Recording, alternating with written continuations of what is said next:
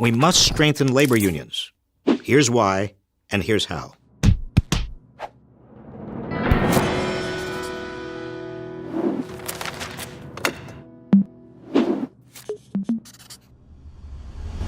We need stronger unions.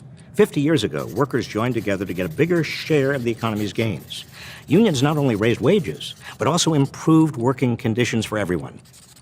Pressed for legal protections, like the 40-hour work week and worker safety, and thereby strengthened the economy overall.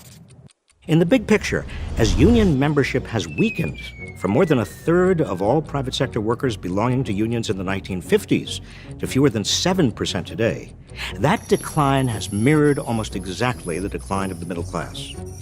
Years ago, unions were the great countervailing power to business. Strong unions mean a strong middle class, which means a strong economy. So how do we strengthen unions? First, make it easier to form a union, with a simple majority of workers voting up or down. Right now, long delays and procedural hurdles give big employers plenty of time to whip up campaigns against unions. Second, build in real penalties on companies that violate labor laws by firing workers who try to organize a union. Nowadays, the worst that can happen is employers have to repay lost wages to the workers they fire. Finally, and this has been in the news a lot lately, if you remember only one thing, remember this: we must enact a federal law that overturns so-called state right-to-work laws. Now, don't be fooled by the name. It's a backdoor to destroying unions. If no one pays dues, unions have no resources to organize, and that means lower wages and the loss of other worker protections.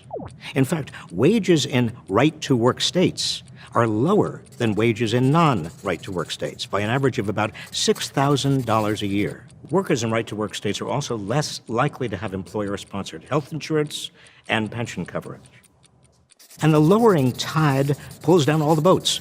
All workers in states with right-to-work laws, those in unions or not, are worse off.